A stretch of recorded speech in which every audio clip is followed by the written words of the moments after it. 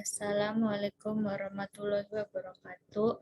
Perkenalkan, nama saya Anggi Putriani, NPM 212207005. Di sini saya akan menjelaskan tentang anatomi fisiologi sistem endokrin.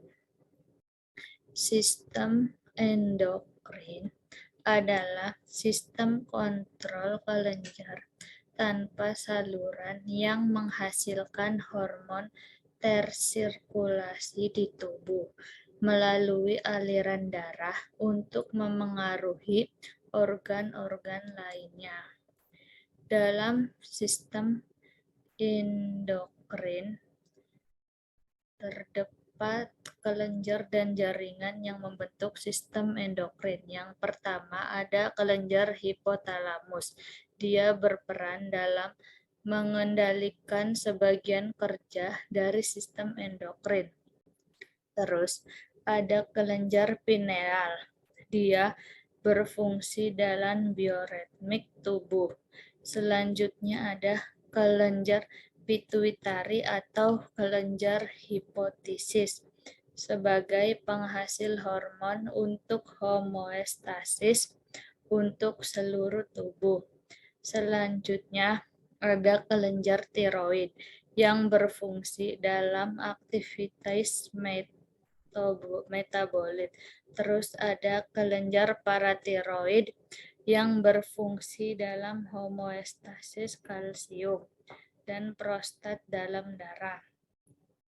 Selanjutnya ada kelenjar timus yang berperan dalam kerja sistem imun. Terus ada kelenjar adrenal yang berperan dalam sistem saraf otonom dan fungsi dari ginjal. Di dalam sistem endokrin ini terdapat sistem endokrin, di mana sistem ini terdiri dari pankreas, ovarium, dan testis. Selanjutnya ada hipotalamus. Hipotalamus adalah bagian otak yang mengeluarkan hormon untuk mengendalikan fungsi organ dan sel tubuh. Fungsi hipotalamus yang paling utama adalah homeostasis, yaitu memastikan dan mempertahankan semua sistem tubuh tetap berjalan, dan di hipotalamus terdapat optic nerve dan pituitary gland. Terus ada hipofisis. Hipofisis mempunyai lobus interior pituitari dan posterior pituitari. Di bagian anterior pituitari ada pars tuberalis, pars intermedia, dan pars distalis. Kemudian di bagian posterior pituitari ada infundibular stalk dan pars nervosa. Terus ada posterior dan anterior. Dan saya akan menjelaskan hormon yang ada pada hipotalamus anterior dan interior. Yang anterior ada dua hormon, yaitu hormon oksitosin dan hormon ADH. Hormon oksitosin bekerja dalam mengendalikan uterus dan payudara, sedangkan hormon ADH dia bekerja pada tubulus ginjal. Selanjutnya pada hipofisis posterior ini terdapat 6 hormon. Yang pertama ada hormon TSH. Dia bekerja untuk mengendalikan tiroid. Lalu ada hormon ACTH. Dia mengendalikan adrenal cortex. Lalu ada hormon FSH dan LH yang bekerja pada testis dan ovarium. Lalu ada hormon GH. Dia berperan pada antibody. Lalu ada hormon prolaktin yang berperan merangsang pertumbuhan payudara dan produksi air sekresi prolaktin. Selanjutnya ada hormon endorfin yang berperan pada reseptor rasa sakit. Selanjutnya pada hipotalamus dan posterior. Yang sebelah sini merupakan hipotalamus posterior, sedangkan yang di sini ada hipotalamus anterior. Ini yang huruf A adalah hormon FSH dan LH yang berperan dalam ovarium dan testis. Hormon FSH pada perempuan dia berperan dalam merangsang ovarium untuk menghasilkan folikel. Sedangkan pada laki-laki, hormon FSH-nya berperan dalam pembentukan spermatozoa pada testis. Sedangkan hormon LH pada perempuan berperan dalam mengendalikan sekresi estrogen dan progesteron pada ovarium. Sedangkan pada laki-laki, hormon LH berfungsi untuk merangsang sel dalam testis untuk menghasilkan testosteron. Yang B yaitu hormon GH. Dia berperan untuk merangsang pertumbuhannya jaringan.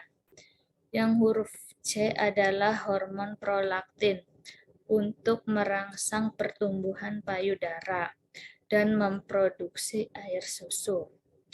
Sedangkan yang D ini adalah hormon ACTH untuk mengendalikan kelenjar suprenal dan menghasilkan perpisau. Sedangkan E itu hormon TSH untuk mengendalikan kelenjar tiroid.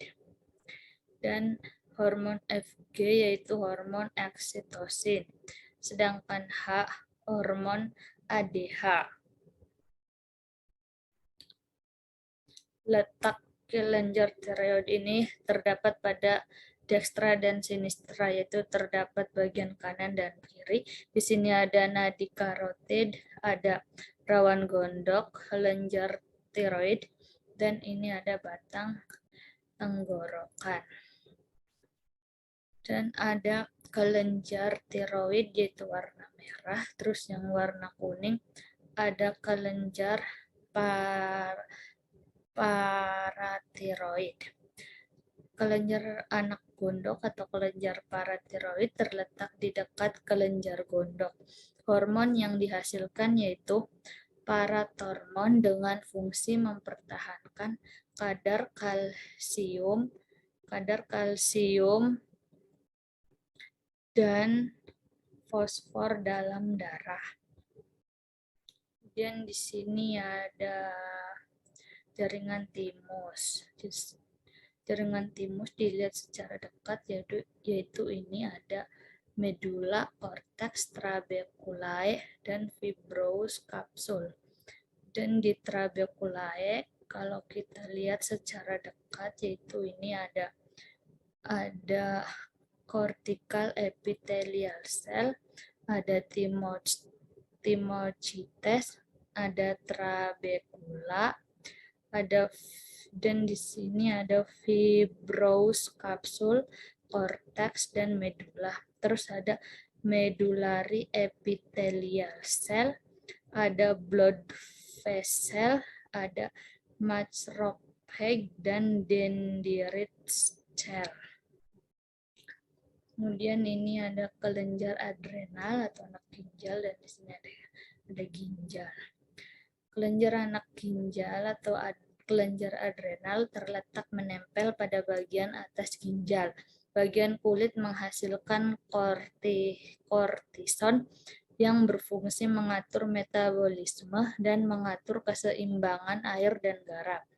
Sedang bagian sumsum atau medula menghasilkan adrenalin yang berfungsi mempengaruhi denyut jantung, mengatur otot-otot kandung kencing, juga mengatur kadar gula darah dengan cara mengubah fogloken menjadi glukosa.